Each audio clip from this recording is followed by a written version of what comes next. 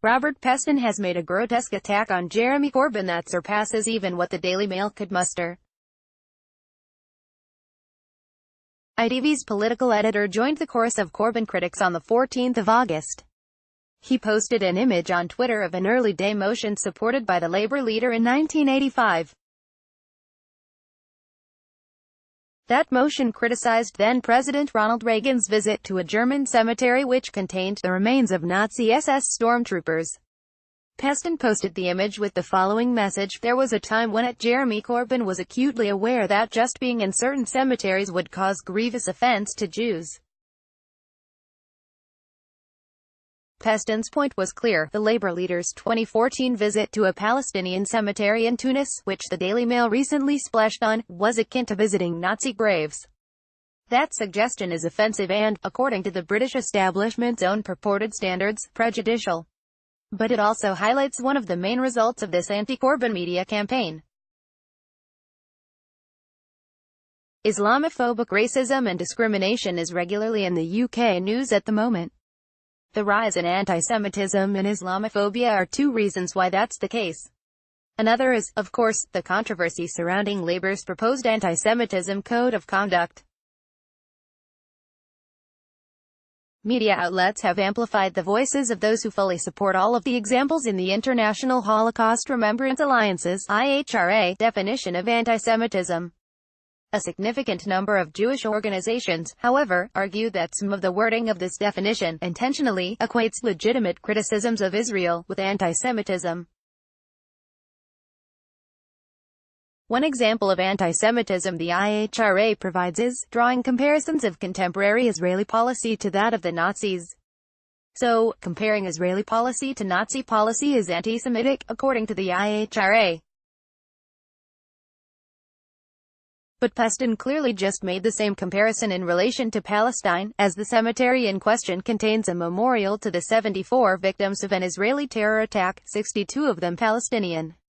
It also houses the graves of 3 Palestinian Liberation Organization (PLO) officials accused of being linked to a terrorist attack on Israeli Olympic athletes, although their role in those killings is not proven. Following Peston's tweet, people questioned whether it represented anti-Muslim bigotry. Here's a mainstream UK journalist glibly comparing the Palestinian government with Nazis. If comparing the Israeli government with Nazis is supposedly anti-Semitism, how the heck is it not anti-Muslim bigotry to compare the Palestinian government with Nazis? https://t.co/f9v8t3t4w8 Another angry voice, @angry voice, August 14, 2018 disgusting anti-Palestinian smear by @Peston equates the Palestine Liberation Organization to Nazi SS stormtroopers. https://t.co/vcom36 Asa Winstanley, @AsaWinstanley, August 14, 2018 Demonizing and dehumanizing. Another example the IHRA provides of anti-Semitism is making mendacious, dehumanizing, demonizing, or stereotypical allegations about Jews. Of course, someone could call a Jewish person a Nazi in an attempt to dehumanize and demonize them, because it's a way of portraying that person as a monster. Labour recommends in its code of conduct that party members resist making such comparisons for the very reason that it carries a strong risk of appearing prejudicial. Is the same not true of the Palestinians though? Is Peston not demonizing and dehumanizing them by comparing them to Nazis? Arguably so. And that's prejudicial, according to the IHRA's guidelines. It's also incredibly dangerous. The Palestinians are an oppressed people living under a now over 50-year-long military occupation. As Jewish intellectual Norman Finkelstein has explained, 2 million of them, half of whom are children, are caged into conditions which are literally unlivable in Gaza. Meanwhile, the UN says Palestinians living in the occupied Palestine territories face the bleakest picture yet. After a visit in June, its special rapporteur on human rights in Palestine, Michael Link, said, Palestinians in the West Bank face daily indignities, as they pass through Israeli checkpoints, face night raids of their homes, and are unable to build or expand their homes or work to develop their communities due to the complex system which makes building permits nearly impossible to obtain from the Israeli authorities. Link also warned that Israel appears to be getting closer to enacting legislation that will formally annex parts of the West Bank. These people, who are facing down the barrel of a gun, need our empathy and international outrage.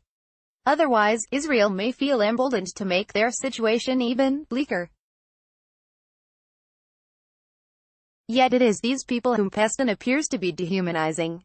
Collateral damage in their Get Corbyn campaign. British media figures and outlets appear to be writing off Palestinians as collateral damage.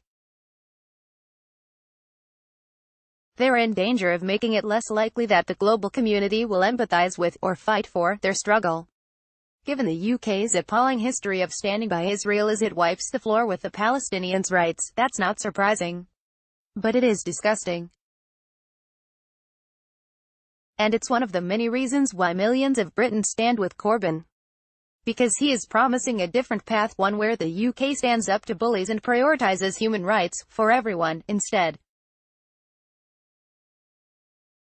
That is, of course, why he's got to be God, and apparently by any grotesque means necessary. Get involved, take action with the Palestine Solidarity Campaign, join the Canary if you appreciate the work we do. Featured image via R. Wendland, Wikimedia and Chatham House Wikimedia.